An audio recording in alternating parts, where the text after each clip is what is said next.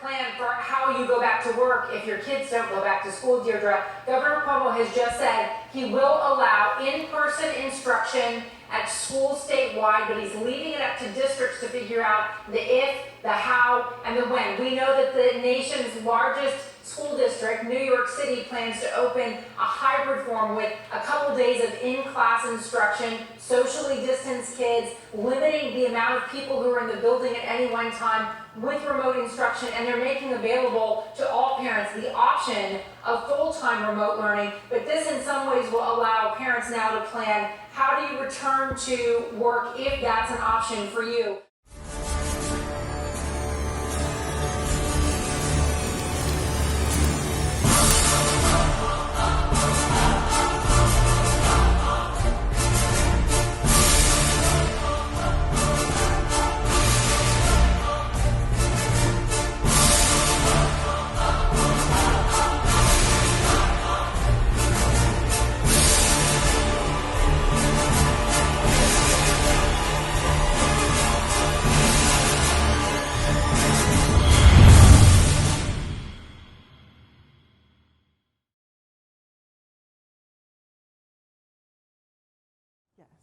Welcome to BTTV, where we look to talk about all the burning topics that are going on in our lives today. My name is Deborah, and I will be your moderator today.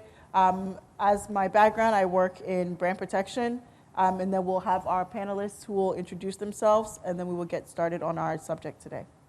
Well, thank you for inviting me on your show. My name is Ep1-COVID19-Back, and I work in compliance, and I'm also the witness leader for the Apostolic Central Assembly in Delaware. It's also my pleasure to be here this afternoon. My name is Gifty Bolton. I am a deaconess, and I am the women's leader at Dover Assembly. And I'm also a nurse by profession. Thank you for having me. Thank you for your introduction. So today we're going to talk about, what's happening in the world right now, which is COVID. And specifically, we're going to focus on parents, especially with back to school season upon us. And we're going to talk a little bit about how parents are coping in this season and what are some of the resources and mechanisms that are available for them as they seek to make the decision about sending their kids back to school or not back to school. So to get started, we'll just kind of look back a little bit. As we all know, the pandemic, at least in Delaware, I think it was about middle March, where the mandate came across that we're moving everything that outside of non-essential to virtual. So just real quick, we'll just touch on quickly how you and your families kind of managed during the initial stages in the spring, where it was just kind of, it felt very quickly, everyone has to go virtual. How did you manage? So we'll start with you, Yao. Well, for me, having two little kids that are under the age of 4 was a bit of an adjustment on the fly. And again, I don't think any one of us were prepared for what was about to happen, and it took some time for me to readjust my work schedule, coupled with the fact that now you tell my son, who's a 3-year-old, that, hey, you're going to have to sit in front of the computer and do a Zoom session for like half an hour, which with him, after 15 minutes, like, he's ready to just call it quits. And I could understand, because he's missing that physical interaction that he used to have one-on-one with his teacher, as opposed to now he's watching her over the computer, where she plays video, and then she asks him, well, what was it that was just played to you? So it was a bit of a challenge, but the main thing that my wife and I was, we had to reshuffle our schedule. So sometimes I might have to just get up a little early, put in a couple hours. That way I could take understanding lunch, so I could kind of like interact with the kids, because I didn't want them to miss that whole social interaction that they were getting prior to this whole shutdown being effective. What about you? So for us, we have a 7-year-old daughter and a 9-year-old son. And initially it was very tough. Both my husband and I are essential workers. And we both have to be at work and leaving the kids home with grandma and have to do virtual, not knowing how they were gonna get on a computer, get on Zoom. It was tough, but my son was able to navigate himself how to get on the Zoom, and also assist his sister also to get on, and making sure the schedule that the school was given they were able to get on the same time. I know initially for our school district, it wasn't a long hours. They only gave them like 1 hour initially, and then they had to do their homework. So not being home, making sure that homework was being done. At the end of the week, it was a little tough on us. So we every night we had to make sure, they were catching up on their schoolwork and stuff. So it wasn't easy. It wasn't easy.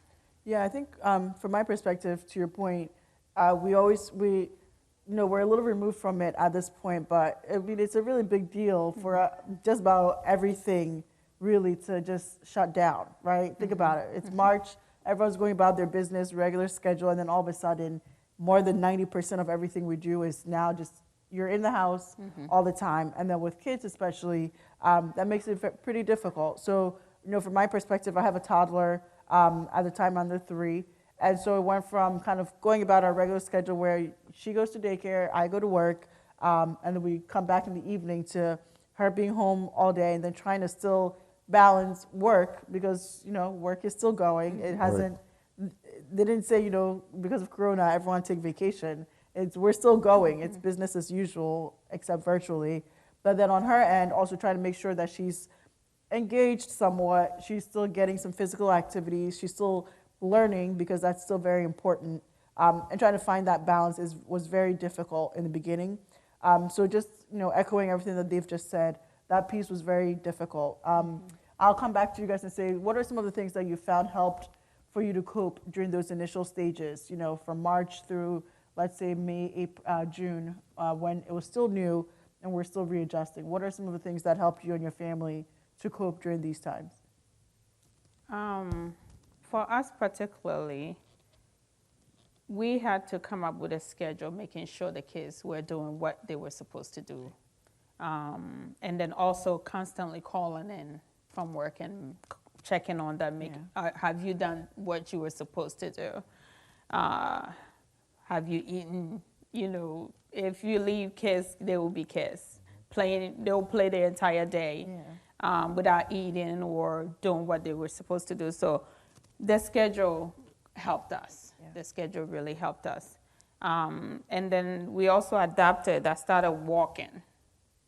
So when we came home from work, made sure their schoolwork was done, we took them outside to kind of walk and do other stuff.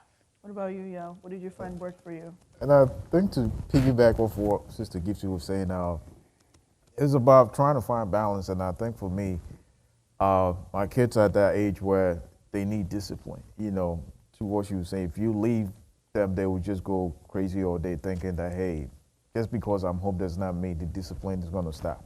And just because I'm working doesn't mean that, hey, you get to do whatever you want. But it was something about, finding the balance that works. So there's days that my wife will be with him while he's doing his Zoom sessions. My daughter obviously hasn't started school yet. So it was all a combination of that. And then sometimes we get off from work, take a walk around the neighborhood just so the kids could get outside of the house just to feel like, hey, there might be something going on, but it has not changed my lifestyle, and I think that it's very imperative to kind of keep them in that whole schedule so they know that, hey, we still got things that need to be done, and definitely make sure that you keep them in check. Because to her point, if you leave them, they're going to take advantage of you, especially when you going to work on the Zoom and you have back-to-back meetings, and kids are thinking, hey, he's not here, so let me do whatever I please. Right, yeah.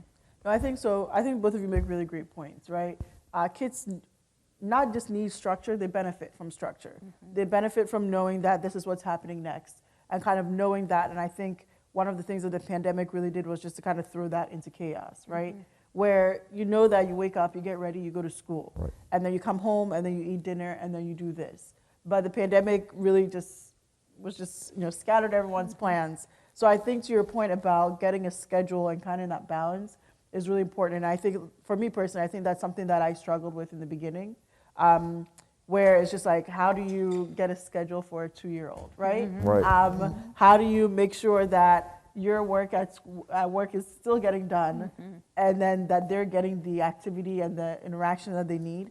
So to your point, I think for us, daily walks were really important, right? If nothing else, we took at least one walk, or sometimes 2 walks a day, right? Still go to the playground, because the other part is you go from being at school, seeing friends, walking around, playing with friends, to just being home inside. And so you need to make sure that that physical activity and that social piece is still there for kids. So for us, like I said, just that daily walk or a bike ride, like we taught her how to ride a bike during the pandemic. So like just trying to get that daily piece of activity in is really important. And then also just having like really benchmarks, like breakfast, lunch, dinner, right? Because to your point, Yao, you know, if you leave kids, they'll just be on the video or play and just forget to eat because it's not on their agenda. But it's a way to mark the day, right? If you think about it, breakfast, lunch, dinner. And so something as simple as keeping a schedule really helps with keeping the balance that is needed. Yeah, that's very true. So I guess just moving on to the topic, I guess one of the things that we kind of touched on is the social piece, right? That maybe kids are missing out on. What are some of the ways that, you know, you've found helped to keep that social interaction outside of just your family, your immediate family that they're home with? Are there ways that you found that help balance that out so that the kids aren't just losing out completely on social interaction with other children their age or classmates and the like? Well, I'm kind of glad that you brought this up because funny enough, our next door neighbor, he's got a son. He's a little older than my kids, obviously, but my son, whenever they go on the porch, he'll yell over, "Hey, what are you doing?" You know, and like my next door neighbor, his son be in the yard playing baseball with his dad, and then literally he'll be.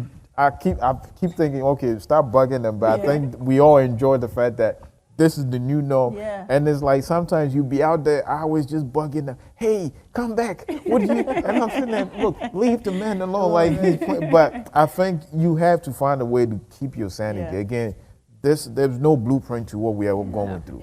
And for me, I feel like we're fortunate enough that we have 2 kids, so they have that social interaction that ideally, if you were to have just a child, they would be missing out on that. But it's just having to deal with that constant, nagging, okay, he did that, she did that, complaining. But I think the main key thing is find a network within whatever, be it your neighborhood or your community or your family. Reach out to them, the ones that are very much close to you, and see if they could really kind of like come around every now and then, be social distance appropriate, and definitely make sure that you're taking advantage of people that you think could have that interaction because it's very needed. We all need that to keep us going. Yeah, like you said, for us, they have been using the Zoom to communicate with their friends and or telephone, let them talk on air, FaceTime, you know, they that have been, and then going outside to see, other people, walking, you see the neighbors, you wave at them. And so you just have to make something unique work for you. What works for you and your family. So. Yeah, no, I agree. So I think, when I was younger, I remember having a pen pal, right? Kids still be like, what? But yeah, a pen pal. I had a pen pal when I was younger, and I think she was in Canada or something, and you'd write back and forth. But kids today are, really blessed. FaceTime is here in abundance. So to your point, right, even though it's not face-to-face, that's some of the ways that we can help our kids stay in touch with their friends. Because if you think about it, we don't necessarily, I know we're usually like, oh, don't be too focused on friends, but there's the social piece, like we're all social people, we're social beings. So FaceTime is great where maybe the kids just get on FaceTime with a friend of theirs that they can't get to see, but at least they're still keeping that interaction with them. Walks around the neighborhood, right? So you see your neighbors, you're not necessarily spending a lot of time with them together, but you see them on the walks, you have short chit chat, the kids get to see each other, talk a little bit, that's something, right? Versus being home all day and you don't get to see anyone outside of the people in your immediate family. And then one other thing, you maybe find like another family, like I was saying, or close family friends, like you said, who are also doing their best at social distancing, and then maybe once a week or once every few weeks, they have a play date or something of the nature, right? It's a way to just keep it moving, because I think, I made a really good point where no one has a blueprint for what we're going through, right? Who ever thought, no one in our lifetime ever thought like, this is happening, so here's how I'm going to plan for it. And we see that, right? Because even governments are scrambling to figure out what to do, what's next, what to do. Absolutely. So if there's no blueprint, you have to do the best that you have, arm yourself with as much information, and then make the best choice because there is no blueprint. Yeah. So now that we've talked a little bit about what we did kind of in the past, as we know, back to school, it's mid-August, so back to school is upon us. I think some people are going back to school next week or in 2 weeks. So then comes the question, I know there's a myriad of choices out there. So in person, as if, regular, in person with masks and social distancing, virtual, hybrid, or homeschooling are the top 4 choices that I can think of off the top of my head. How are you, we'll start with you, Sagifta, about how are you kind of balancing, trying to figure out what's the best choice, what do you feel about all the choices available, and then whatever the choice you and your family made?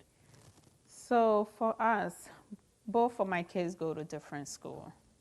So my son's school gave us an option, either a remote or in person. And so my husband and I decided we were going to let him do the remote method. And, the school was able to, we had a parent meeting. They talked to us, whichever choice you were going to make and what the options were. Right. Because my niece who lived in New York in the spring, how they structured their remote, I really liked it. Okay. They spent, just like going to school, you have your classes scheduled. In the middle of the day, you have your break, and then they went back. And I felt that keeps the kids, you have your schedule. Right. You're still going to have your break in the middle of the day to do whatever you have to do and then get back and do what you have to do. So I suggested that to their principal, and that's what they were kind of gearing toward. So I felt comfortable letting my son stay at home and going through the same schedule. And for my daughter, they are going to do a hybrid, but for the first 6 weeks, the school district is doing remote and maybe adjust back to the in-person. So that's the option right now that we're leaning toward. Okay, that's good to know. So I think you made a good point about seeing what other states are doing, but then also what you and your family are comfortable with. So you mentioned how New York did it. You have a family member in New York, and they went through that. You liked how they did it, so using that as part of informing your decision is what helped you come to that decision.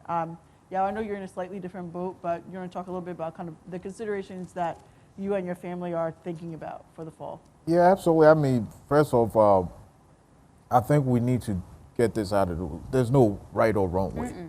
I mean, these are challenging times that we are all living in. Again, for my wife and I, my son, he's starting early daycare, and they gave us the option, we're going to send you the laptop, but luckily he only gets to go in once a week. So we opted for him to just go in once a week. And again, this is something that we were comfortable with. I'm not saying just because it works for me, does not necessarily mean because what might work for me might not work for you. And it's all about trying to find what works best, because if you don't have the right resources in place, it will be hard for you to try and think, okay, I might being a bad parent putting my kid out there on their own, not knowing where the other people that my kids are going to interact with are coming from. And I get it, But it's all about trying to find, so back to your question, my son, we've decided that he's going to go to the in-person once a week because I feel like he needs that interaction, because him being at home, he's literally glued to the TV. If it's not a TV, to the tablet, and it's like, okay, when does it stop? I tend to think I have an OSO, and I don't like, if I had my way, take away all that, computers and all this, so he could have that interaction, because they are at that age where their brain is soaking up everything that's around them. So if you constantly have them glued to the TV, guess what? They're going to start replicating everything that they see on the TV. So no, I think Yao makes a really good point that, again, he said, there's no blueprint and there's no right or wrong decision. Everyone's family dynamics are different. Everyone's family situation is different. So I think Sagifta mentioned both her and her husband are considered essential workers. They have to leave their home and go into the office, right? Yao is able to work from home, right? Some people where I'm able to work from home, but my husband has to go out into the office as well, right? So the dynamics for every family are different, and we're just trying to all make the best choice with what you have at this time. So for us, we've just been balancing with doing in-person daycare and then also just taking it week by week. So we've spoken with the provider, multiple times about kind of what are the precautions being taken. Are you doing temperature checks? Anything that's happening, and then based on that, making the decision that we needed to make. Because I think to Yao's point, kids crave that social Right. interaction, Absolutely. right? Yep. They crave it. They need it. They learn by playing, right? So it would be, unfortunate for me to think like you can learn everything that you would learn at home with me, who's busy on Zoom calls half the time. Yeah. It's not going to happen. Right. And so we have to balance that out in order to make the best choice for you and your family. One of the options that we didn't mention, not didn't mention, but none of us here have a direct experience with, is homeschooling, right? So that's another option that's on the table for parents to think about. You need to reach out to the school and find out what are the options that are available to you, simply because if you don't reach out, you're not going to find that out. So maybe, although none of us here are choosing that route, that is a viable route. That's a perfectly okay route to take if you decide your school's in person and you're not comfortable taking the kids, or if you have Zoom class but you're not comfortable having your children sit on Zoom all day to do the work. What are the homeschooling options that are available to me in order to learn that way? And so using on that track, I want to talk about resources. So what are some of the resources that you know of or are aware of or have heard of that are available to parents to find out what they can and cannot do? So for us, the school district have reached out to see if any of the kids needed computers, and also if they're going to need meal support, or maybe extra stuff, mental health, if there's any mental health support that we might need. The resources are available. But for now, by God's grace, we are okay. Yeah.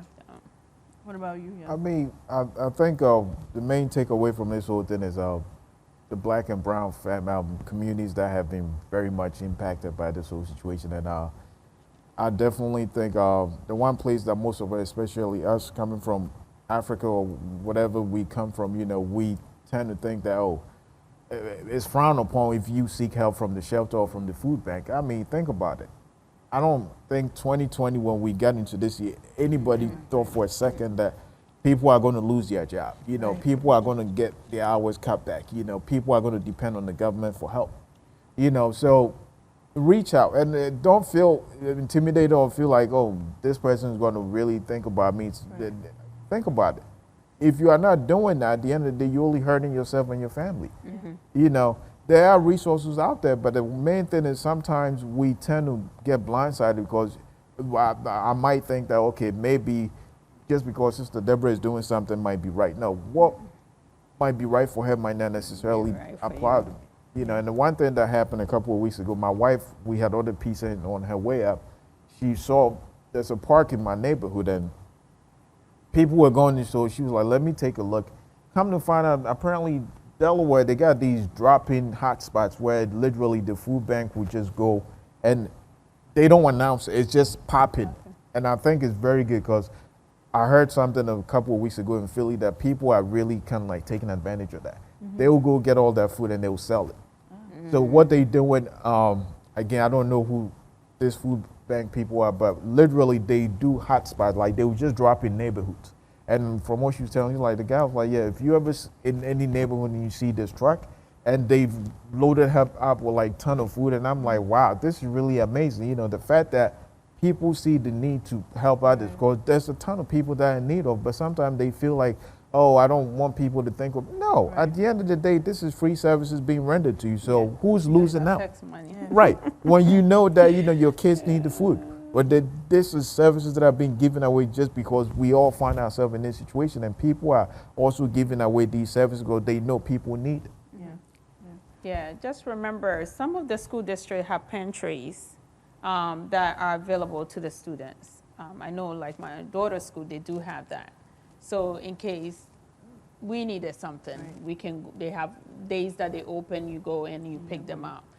And one thing with this whole COVID, the Food Bank of Delaware, they have schedules when it's out there. We can get it and post it below the video. They do have certain days where they're going to be, the resources are out there. So we just have to tap into it and, you know, do what's best for your family. So I think it seems like we're stressing it, but it's really important, right? The resources are out there. It's just a matter of you making that first initial move. So food insecurity is a big thing, right? If you've lost your job and your finances are a little rocky, it's okay to seek help for food, right? And so there's ways to find that help. There's the Food Bank of Delaware is a great organization. They do really good work in the community. Reach out to them, or reach out to your local. If you're a member of the church, reach out to someone in the church to ask for that help, or reach out to nonprofits that are available and ready to do the work. And then financially, we keep talking about staying safe and being indoors, but a lot of people have lost their jobs, right? Even now with Delaware, even though being partially open, even when you go to a restaurant, it's basically empty, right? Stores are still fairly empty. All those people are home, right? Not working. So it's important that if you need the financial assistance, reach out and find ways to find that financial assistance.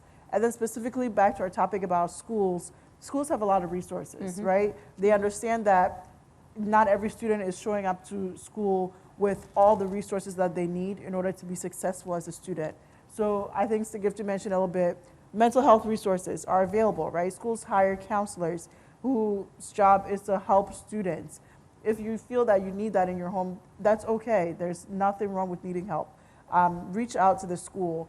If your school is doing virtual schooling, but you don't have the laptop or the internet that's needed, I know that there are companies, for example, I know Comcast, for example, in Philadelphia is offering free Wi-Fi for families who don't have it, because it's not equal access. If I need to be online for school and I don't have internet access, how can I be successful, right? Right there, the main tool that I need in order to be successful is unavailable to me. So if those are the help points that you need, reach out and find the help that you need, because the help is out there. The ability to get that help is out there.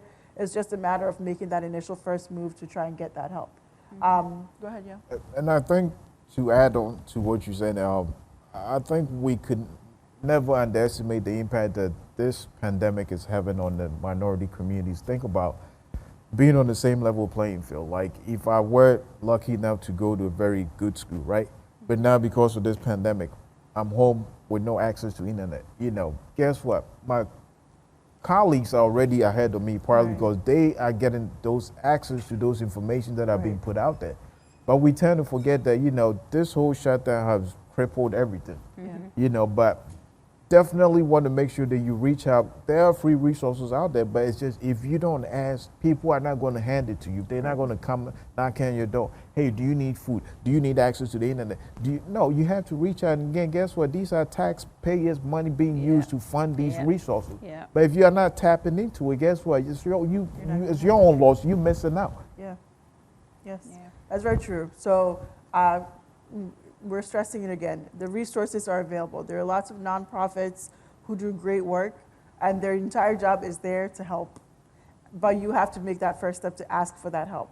So in any area of your life where you feel that you need some help because of the pandemic, or even outside of the pandemic, it's really on you to make that initial first move to ask and seek for that help in order to have that happen.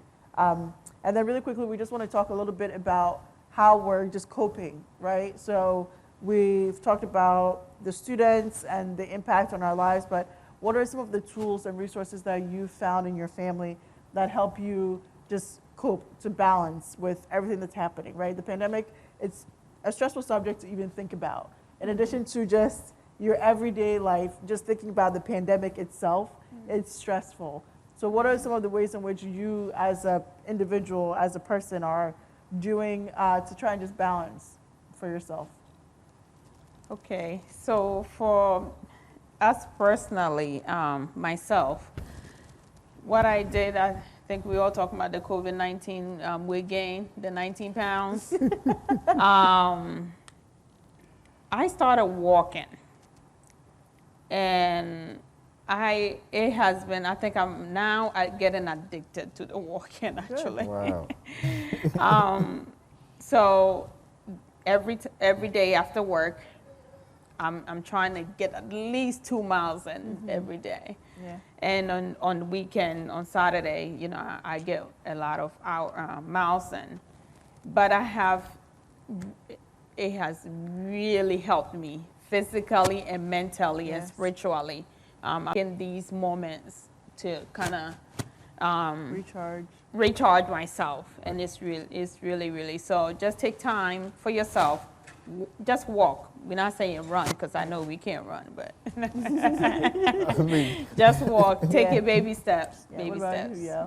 I mean, to add on to Sister Gifty's full disclosure, I really never thought being at home could be very exhausting. Like, to be cooped up in your house, see the same people when you get up, spend 12, 13 hours.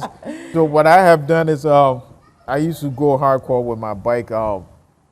I just, on the weekends now, I'll just get up early in the morning before the kids get up and go for a quick ride just to take my mind off everything. Because to tell you the truth, it is exhausting. You know, this thing could drain you, you know, emotionally, physically, because I need to recharge, because before my kids, it was my wife and I. So we need to keep that relationship. You know, you got to spice things up a bit, but you cannot just feel like, okay, let me just go about like everything is okay. It's not okay, you know. And it's okay to raise your hand and say, hey, I need help. And I think that's another thing that sometimes we tend to think is not okay.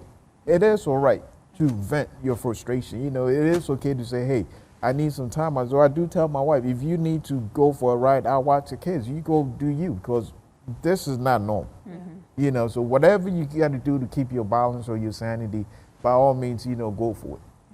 Yeah, so I definitely agree. I think it sounds like exercise, right? And sometimes, as Sister Gifty said, it's not, you don't need to be running, doing core fit, any of the crazy, you know, exercise things, which nothing wrong with those, but sometimes that stops people from starting, right? So the important thing is to get started. So even if it's just a walk around your neighborhood, right? That's a really important thing to just help you clear your mind, get outside, get some fresh air, get some sunlight, which is something we don't think about, right? You're inside. If you're inside all day, you're not getting any sunlight on your skin. So go outside, get some sunlight, walk around a bit, and then, you know, slowly build up on that. So to your point, maybe when she started, she wasn't walking 2 miles a day, right? Maybe she was just doing a little quick spin around the neighborhood. But now she's at the point where she knows that I need that 2 miles. And she's, like you said, it's helped her emotionally, mentally, physically, and just spiritually even. So same with us. We try to at least get a walk in every day. Just take a nice long walk after dinner.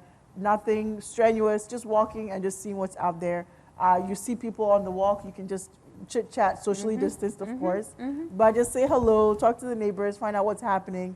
It's a very easy way to, again, just clear your mind, and getting that breathing space is very important. And then, I brought up a point about just your relationship, right? So we're here, the focus is about parents, but before you were parents, you had to have been a couple at some point. So how do you balance that? Because even before COVID, that was always a struggle. But I think even with COVID especially, you have to be more intentional and make more of an effort to find that time together for you, so that you can be recharged and refreshed, in order to not be so frustrated all the time or so stressed out all the time.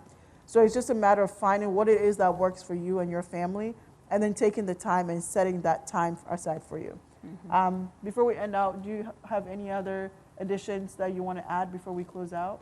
Oh yeah, definitely. I know the church has been very good. I thought I was closer to God, but with this whole pandemic, I'm much closer to God. So it's a good thing. The church has avenues. You know, we get on the prayer line. We have our meetings on Zoom. So once again, whatever works for you, reach out to the people that you've always had to do in the physical, but now on a much more social distance, you know, kind of level. But it's been very good for me, and it's really kept me sane, believe it or not, you know. But I think the main takeaway from this whole is do what's best for you. You know, don't try and mirror what I'm doing with yours, because it might not work.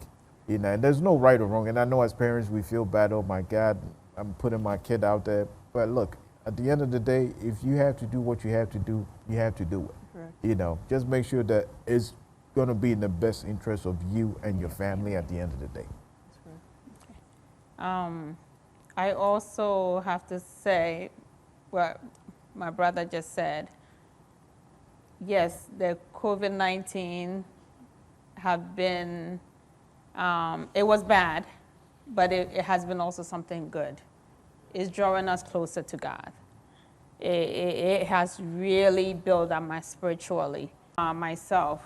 I know most of us, yes, at the beginning we were shifting. That was what we said we were doing, right? Shifting. And we want to shift in the power of the Holy Spirit and also shift in the right direction. So whatever way you are shifting your family through this back to school, just know we serve a living God. He is the only one that could direct us the right way. So just continue to pray and keep your faith. That's very true. And then lastly, always reach out for resources that are available. So the resources are available. It's just a matter of you doing that initial reach out to getting the help. And so if you need help, like Yao said earlier, there's nothing wrong with needing help. Everyone at some point in their life needs help. And especially now during this pandemic, we need help more than ever. So depending on God, but then also using that faith to reach out to people or to resources or institutions that can help you is very important during this time. So thank you all for your time, for spending the time with us with BTTV. We'll catch up with you next time on our next episode. Take care. Hello, ladies and gentlemen. Thank you so much for joining us today on BTTV. We hope every single discussion we have here was very informative, and we hope you learned so much from it.